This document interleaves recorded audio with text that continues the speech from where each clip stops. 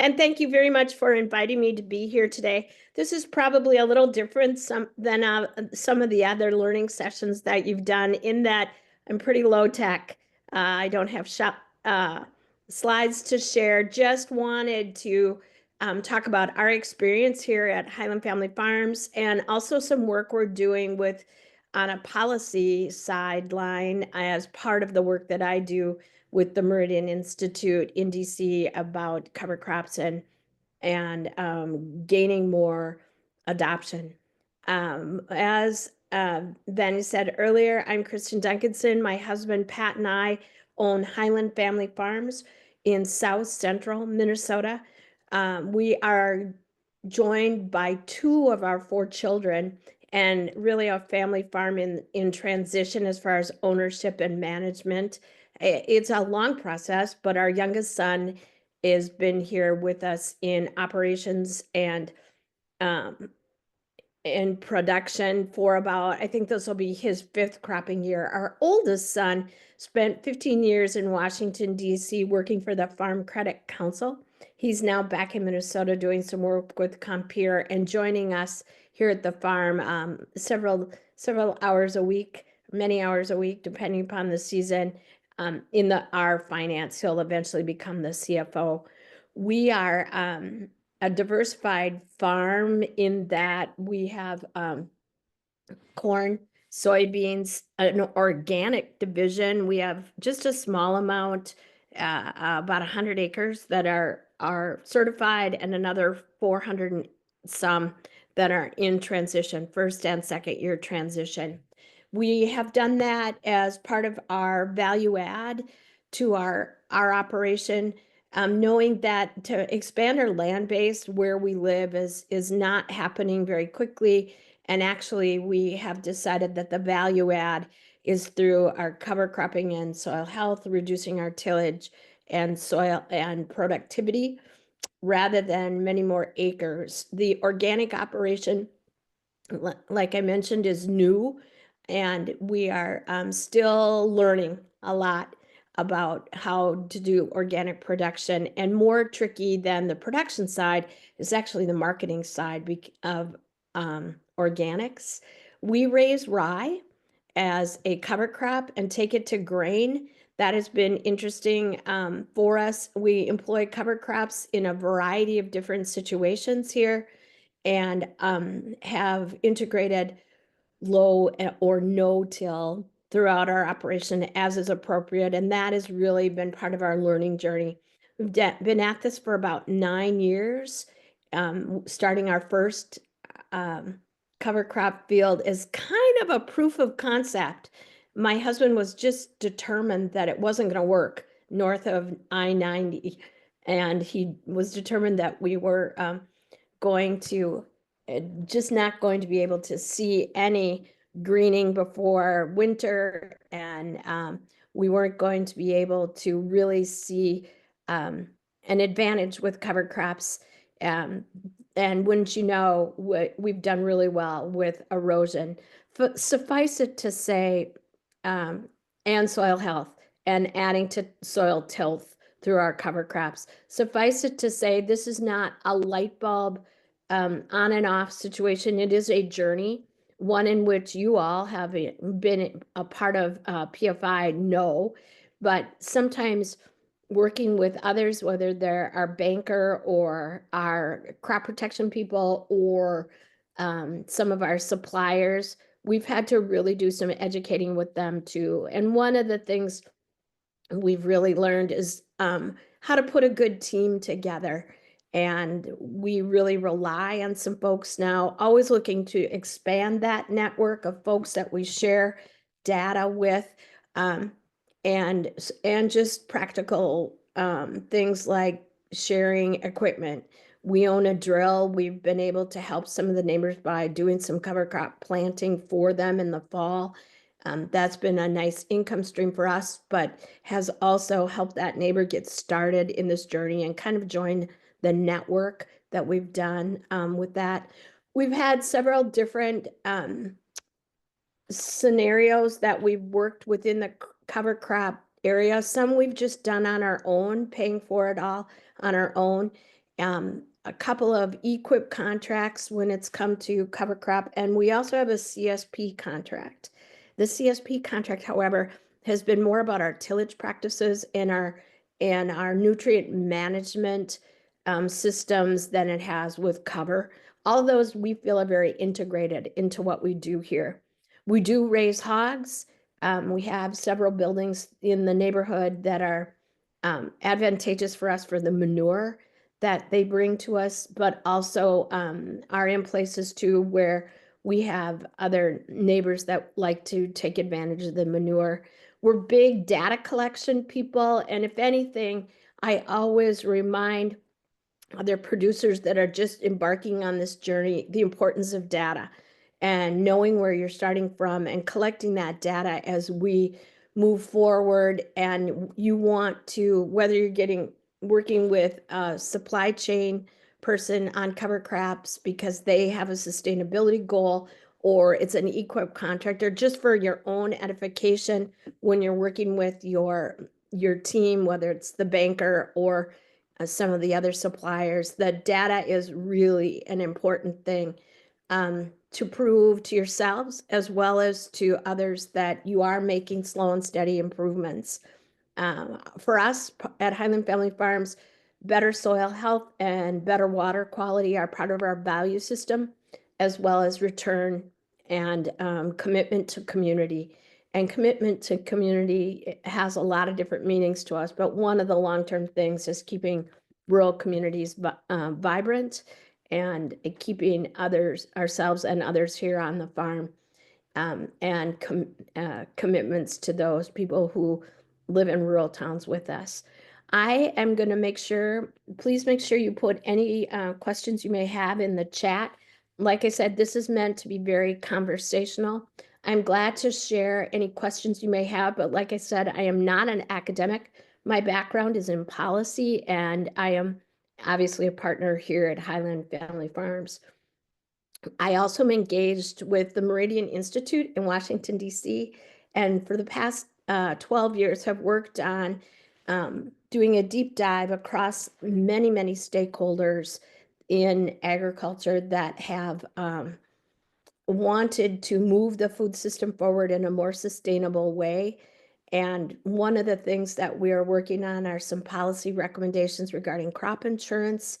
There are a couple new products that are out there, including a paste product, not available all over the country yet, but that product with your insurance group provides the opportunity to do split nitrogen application and buy an insurance product as a rider. There's a couple other policies in development working with crop insurance, because that is a huge payback for farmers with cover crops. We know that already. If you've got a cover out there on the land and you have a really, really wet spring, we have a study out that shows that on acres that had cover and had to do prevent plant, that was much less, or if there was a prevent plant situation in the neighborhood, the acres with cover survived and were productive again much faster than those without. That is available on the Meridian website if anyone is interested in looking at that. So how do we encourage adoption?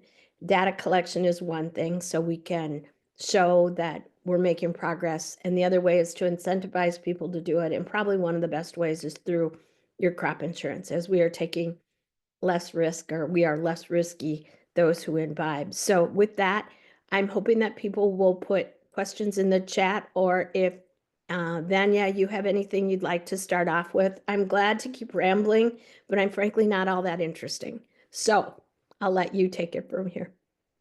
I was just going to say, I did forget to mention at the beginning of the webinar that for this particular webinar, you can type in any questions you have as we're going along, and they'll be answered at the same time. So if you do have any questions for Kristin and anything she's talked about so far, feel free to put that in the chat, and we'll go from there.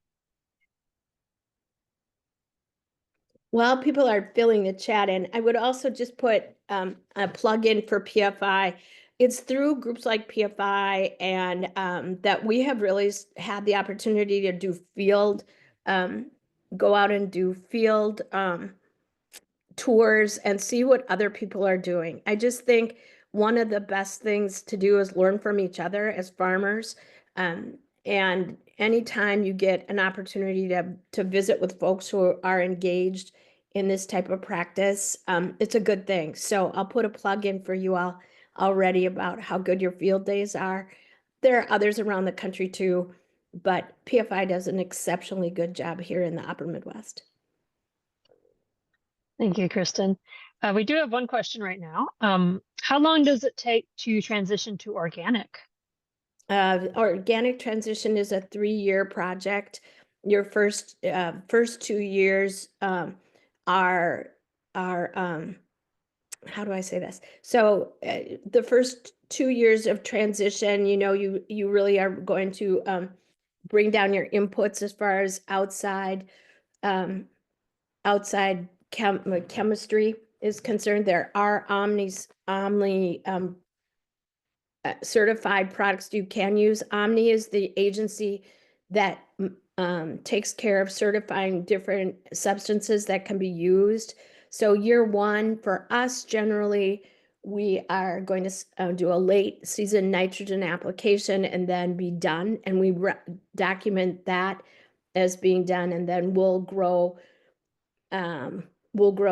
just depending upon what the market bears and what the application has been on that ground.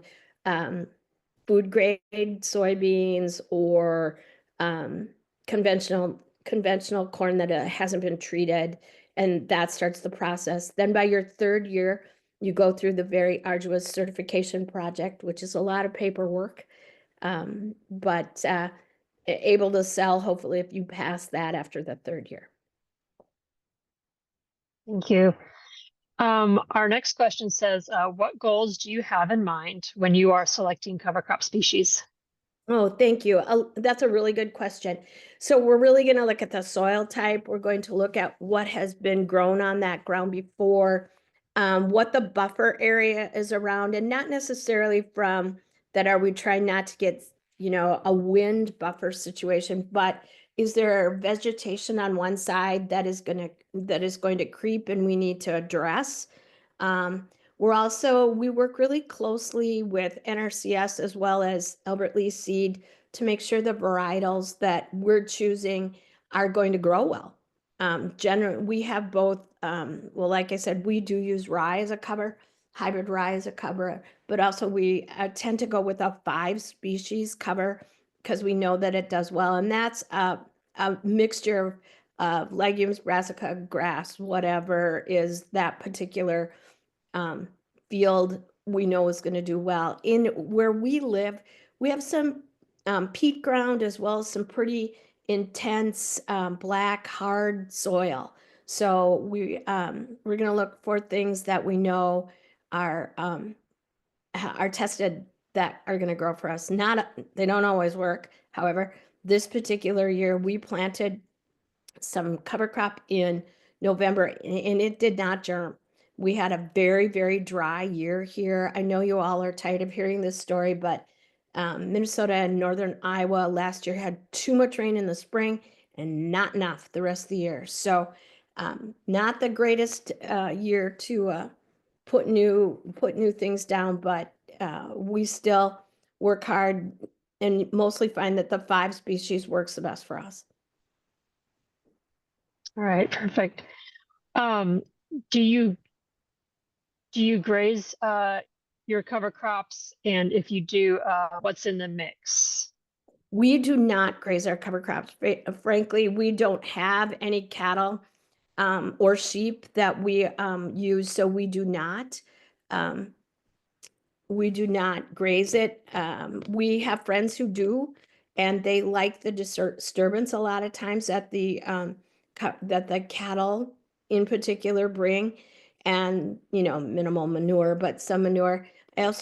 We have some colleagues in North Dakota that actually graze bison on their cover crop. Forgot to unmute, sorry. That's all right.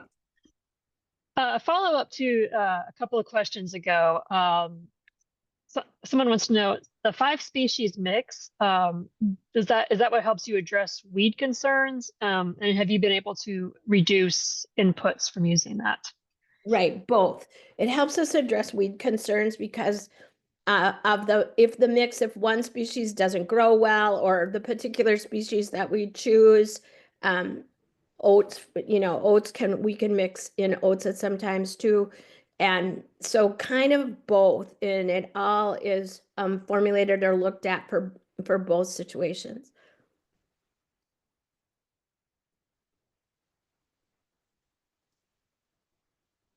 All right, perfect. We'll wait to see if any more questions pop up real quick. Yeah, I would also add, so one of the things, and I'm going to switch my hats now to my consultant role.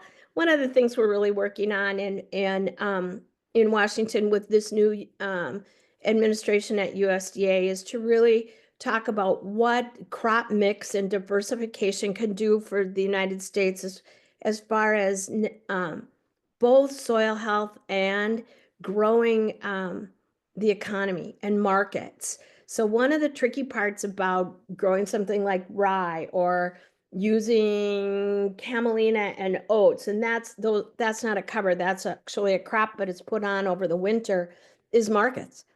And so working hard with the new administration to talk about what could that look like and what is the government's role in helping develop markets for new crops or expanding oats. If Pat and I wanted to grow wheat right now, we would have to deliver it 300 miles from here, which is cost prohibitive. We'd love to have a third crop for lots of different reasons, but market development and diversification is really something that I think we want to transition to over time. Thank you. When you're helping a farm build a sustainability plan, what is the first thing you look at? And what are some basic things that a farmer wanting to move forwards on sustainability can do?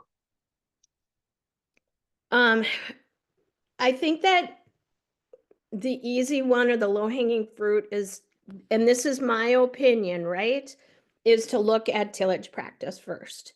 That one it can be adjusted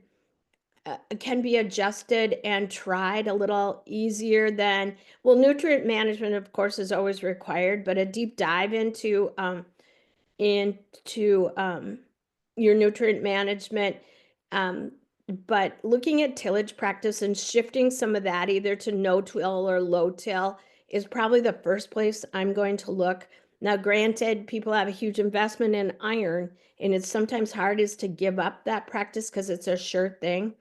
But that's where we start tweaking before we talk about a sustainability plan and moving full-fledged into cover.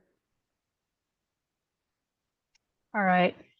Are you planting green? And has that how has that worked with your strip till? Yeah, we strip till too. Yes, we plant green. It has worked quite well. You have the you have to keep your finger on the management button there. It's a different type of system for our family. Goes back to Pat's dad's generation where he planted green into brome grass years ago, believe it or not. And so yes, we plant green on some fields. You have to keep an eye on it, make sure that it doesn't get too high too quick. But we've done quite well with it. At first, one of our guys that works for us was really skeptical because we did have to do a little bit of tillage on a small patch, and came storming into the shop saying, "There's no way I'm going to get this green through here." But slow down, and we're able to do it. We don't do it everywhere, I'll tell you that. You really have to know your farm fields and know your soil type and move into it slowly. All right, I'm going to back up here. I skipped a question earlier. What markets are most interested in regenerative ag crops, and are these markets willing to pay premiums for that? No, that's a super interesting question. And so for us right now, a regenerative crop, or crops gets a attention from some of the bigger companies. We um, we have a partnership with Cargill right now in a regenerative crop. The payment for that has not really come to fruition. I'm going to go ahead and just kind of not blame, but use some reasons here. One is that we've had for us for the past 2 years, we've had a really tough growing season. And last year, for instance, was like the worst corn crop of our career. And we've done this 39 times. So a little odd for us to go into anything right now there. We've worked in particular in the carbon world and the regenerative world with some folks selling carbon, and that has had some success. As far as like, I still am striving for a direct um, food company or end user company to want to wear a regenerative label with our crop in it. Haven't gotten there yet. Still looking. Um, so we'll continue down that path. One of the goals when we started Highland Family Farms in 2017, we had been Duncanson growers earlier than that, like I mentioned, for the past 35 years previous to that, was to get closer to the consumer. And we have continued to do that in small steps, working with our rye with a food grade buyer, in our hog operation with a processor that has a contract for us that is a cutout contract rather than a whole carcass. Slowly but surely, we're getting there. We also sell some soybeans to a neighbor who puts them in a container and sends them out the PNW to Taiwan for tofu. And that premium, because we've used cover on those fields and we're doing food grade, has been good. But it's not huge yet. We're getting there. Perfect. This person, they're interested to hear more of your decision process for utilizing cover crop, cover crop and conservation cost shares. Earlier, you had mentioned EQIP and CSP. Mhm. And is there a point, price, scale, or conditions where you would not pursue them and implement practices on your own without constraints? So, we've done a CSP contract and EQIP contract, small ones though. We've done a lot of this just on our own because we've gotten the one thing that EQIP contracts let us do was collect the data on those farms. So we had a set of data that we could use to prove to ourselves mostly that we could utilize cover crop to meet our desired outcomes, which is better soil health. And we're big soil tester people every 3 years on depending upon the size of the grid, depends upon what the field looks like. But so that is a decision point. We sometimes just do things on our own because we know that it's going to be good for our farm. So I'd say we've probably done about a third with outside contracts, whether it's government or partners, and 2/3 of it has been on our own.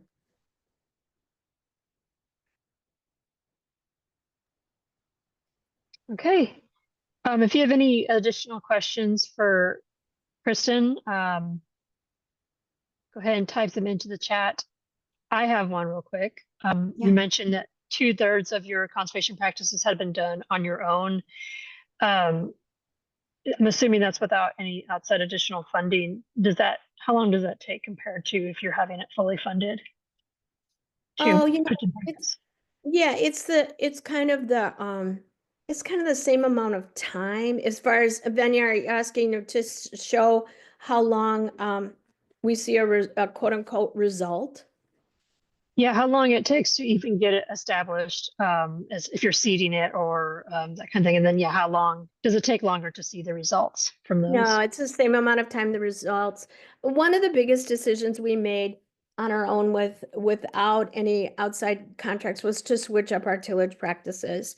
We had just observed over years that um, tillage, we were finding too much erosion and we weren't doing a good job of getting the residue to stay on the ground, obviously. So switching up our tillage practices really came to us earlier. Suffice it to say that there are still some farms we're going to VRIP because they need it periodically.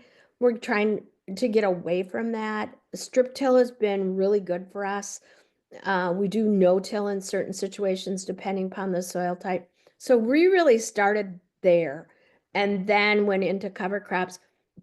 We've always been very cautious or very prescriptive about our nutrient management. And but CSP has helped and showed us some things that we've been able to adopt on our own because we know that it is quote unquote worked. All right, thank you. And this one's sort of related. They're wondering if in your soil testing, if you had done any of that. If not, do you test every year, or do you have results from before adding cover crops to after having cover crops? Yeah. So in certain situations, we're going to test every year. Um, in particular, if it's a new cover crop field, we'll just see what the stand was like and what the productivity is like. And then what are we looking for planning for the upcoming year? Are we needing potassium? Are we needing sulfur? Any of those micronutrients. Um, I would tell you if you all evened it out, everything gets tested once every 3 years. Uh, as you know, it takes time for things to change, and it's also expensive to soil test. So we try to rotate. We work very closely with our agronomy team and lay those maps on top of things and really look at, one of the great things about precision agriculture is the fact that we really can drill down and find out what is the need on that particular field and then layer the results from both harvest as well as cover crop as well as planting and spray and everything on top. I don't think outside of folks that aren't involved in agriculture have a deep understanding of just what precision agriculture has brought to production agriculture and what it can bring in the future.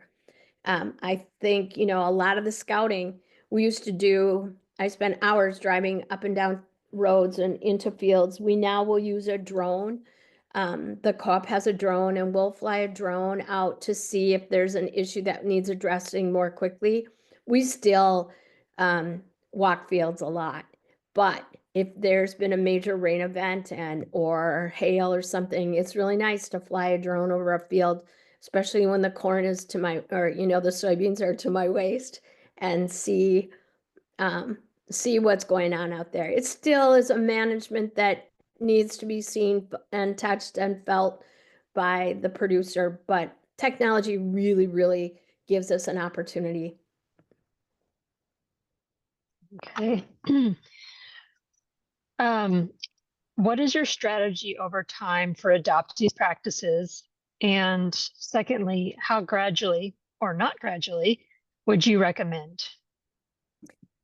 I would say our strategy for adoption of this type of practice is to have continual improvement. And that to us means what are we seeing for productivity on the field? Now, some of that adaptation, of course, is going to be driven by profitability. How much have we got in the budget to make certain improvements? Because we also, where we live, when it does rain, we have too much rain. Or if it does snow, we have to look at a drainage and make sure that we've got no issue. We don't have any issues with broken tile or culverts. And so we're going to look at every field to see where they were in the past 5, 6 harvest seasons, and then make up a plan depending upon what our goal is for that field. It is, I wish we could do everything all at once on every field, but that isn't smart either because it may not prove to be the best decision. We could have, we need to really look at the fields and rate the most, the highest priority to making change to the lower. And some fields are, some fields are not as in need of where they're at. They're doing well. We've got the productivity that we can out of that field. So that's a wishy-washy answer, I know, but you have to be strategic because you have to keep in mind all those things as you're making adjustments. All right. Are there any cover crop species you want to try that you haven't yet? So they're using an example here of Albert Lee mixes or NRCS mixes, etc. If it were up to me, they'd all be wildflowers and they'd all be cover crop, because it's pretty. No, I'm being my city self then. We really have, we're always up for trying something new, but we're going to make sure that we've got some good data on it before we do it. Albert Lee does a great job of providing that data. They test a lot of things. PFI, the University of Minnesota, all have good data for us out there. And NRCS also has good recommendations that they use. Sometimes they don't think don't tell them I said this at NRCS. They're not as drilled down by region as I wish. So we're going to look at them, but we're also going to look at others. And I think as we counsel people as they're making this jump is, yes, you're going to put together a good team from an agronomy point as well and a seed science point of view, but you need more than one opinion. So you're looking at data from trusted sources that is applicable to the area that you live and work in. All right, thank you. If you have a question for Kristin, go ahead and type it into the chat. I'm going to make sure I didn't skip one. Okay, that's good.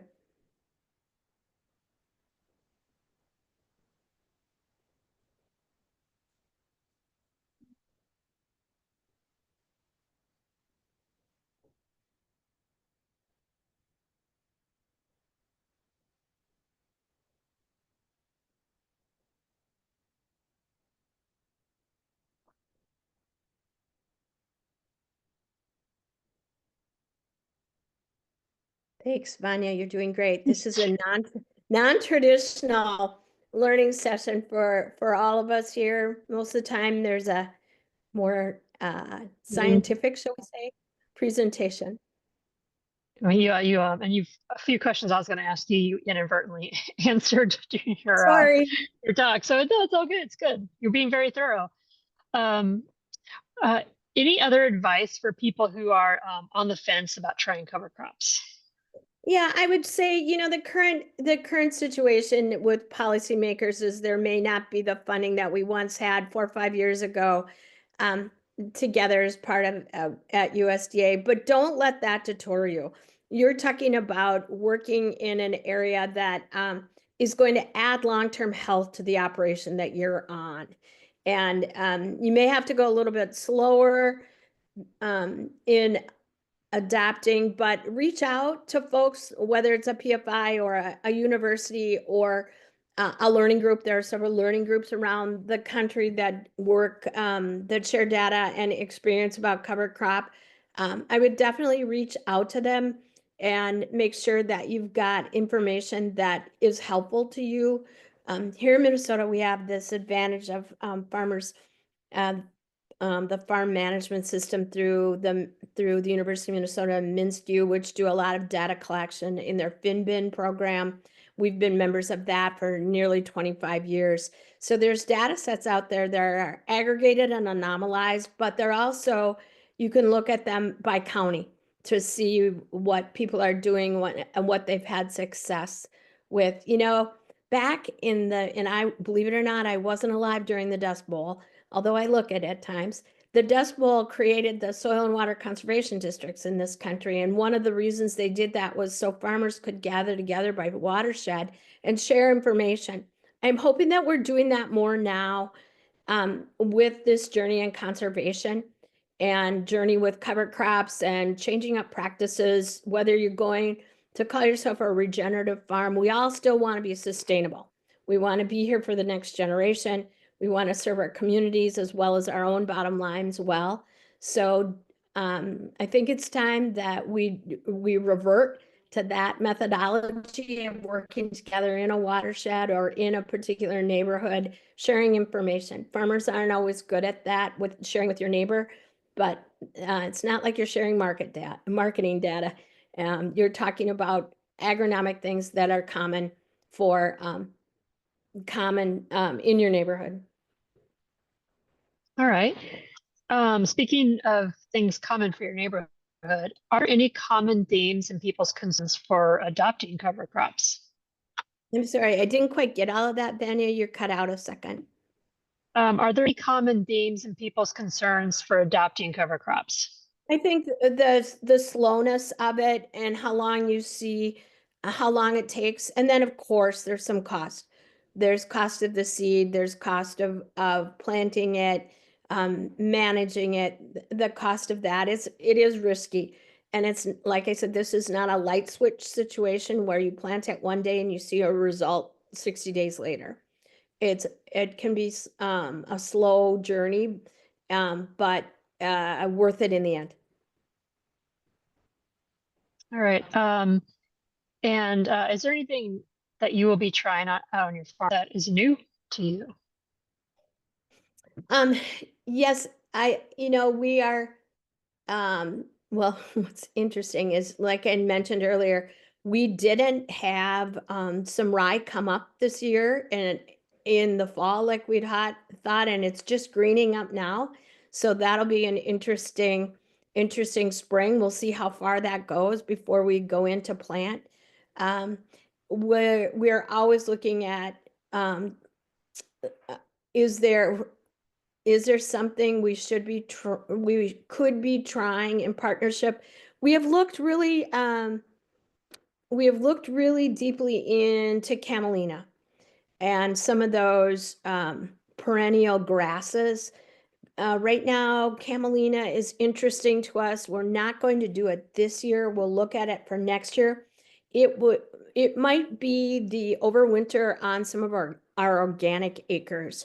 Camelina, is an oil seed developed or redeveloped at the University of Minnesota, and hopefully will be part of the sustainable aviation fuel mix, because in order to meet some of the goals that this country has and the world has with aviation fuel, we're going to need to grow more oil seeds. We'll look at that really seriously again over this year and perhaps try it for next. So that's probably the biggest thing on our horizon. Okay. Are you involved with any other farmer networks to increase your learning about this particular topic or farm Yeah, in yes, general? thank you for asking that one. Sorry to interrupt you, Vanya. Well, we are members of PFI, although not as actively engaged as we had hoped. There's a learning group just south of us in our neighborhood. We have a national peer group that of 23 or 24 families from around the country that we share information with. Yeah, so we try to keep connected with others who are engaged or choosing not to, too. I think it's important to learn why people are not engaging too within those peer groups. All right. Um, could you speak more to the current policy supporting these practices or anything that may still be developing? Boy, I wish I had a definitive answer there. We don't have a farm bill right now, and we're hoping for more opportunities in Title II of the Farm Bill for conservation. We may get some things too. There will always be some monies available through EQIP. if the IRA dollars that were allocated during the last administration are rolled into the conservation, there'll be some things there. Keep in touch with NRCS in your local area. Also, there are still some agribusiness companies that are looking for farmers that want to engage in cover crop in particular and minimum tillage, anywhere from some of the seed folks, Syngenta, Bayer, to some of the end users. The Cargill, of course, comes to mind right away because I'm in Minnesota.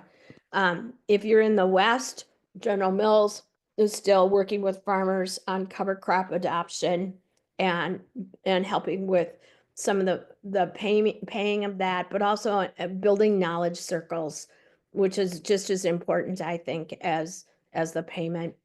But there's folks out there that are still engaged. I don't want to get political, but it's a little tentative right now what direction we're going to see things go, but hang in there. All right. Well, we still have about 15 minutes left. If anyone has any questions for Kristin, go ahead and type them in the chat.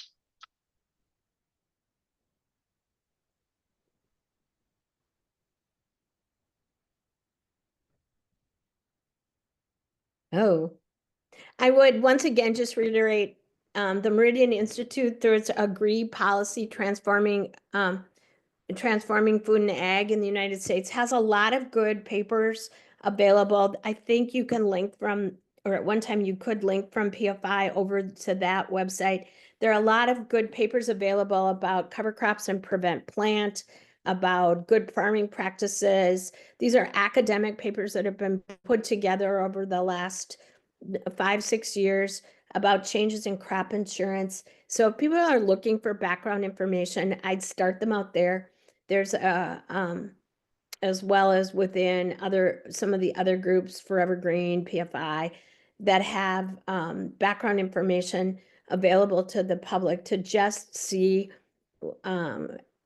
Sometimes by reading some of the background things, you bring up questions you haven't thought of yet.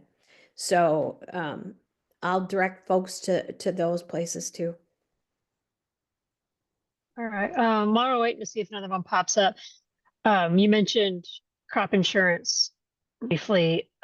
Does planting cover crops, because it does increase soil quality and keep it from eroding as much and put some nutrients back into the land, do cover crops affect the cost of crop insurance at all? Not yet. Not yet. We're working really hard because remember the crop insurance system needs to have an actuarially sound set of data before they can adopt it. We're getting there. You'll notice on your NASS survey this year, as well as you can report if you have planted cover at FSA, and that will go to RMA when you're putting together your crop insurance package. There's a questionnaire that talks about cover crops. Those things are all really important as we gather more data to work on incentives. I've heard of 2 lenders that will work with you on financing, better financing rate, privates, if you are engaging in change up in tillage practice and using cover. So it's out there slowly but surely. All right, thank you. What would you like to see USDA provide to encourage producers to adopt cover crops? And that is maybe not a cost sharing program. Yeah, I just think there's a lot of opportunity for technical assistance through USDA. And like I said, this is my opinion, no one else's. I think there's a lot of producers out there who are looking for just advice and experience, and NRCS getting more technical experience or support through NRCS would be extremely helpful. And I think that that's a good place that USDA should make an investment. Not necessarily is it always about cost share. It's about finding out how to do stuff. And so I'm really hoping that we see an opportunity there. I will tell you there are, working with the co-op system and crop consultants too. I think that there are more and more of that. Those two sets of groups are getting more experience and able to give more help to farmers too. But that is not quick either. In some states, the extension service has been phenomenal in offering technical assistance to farmers.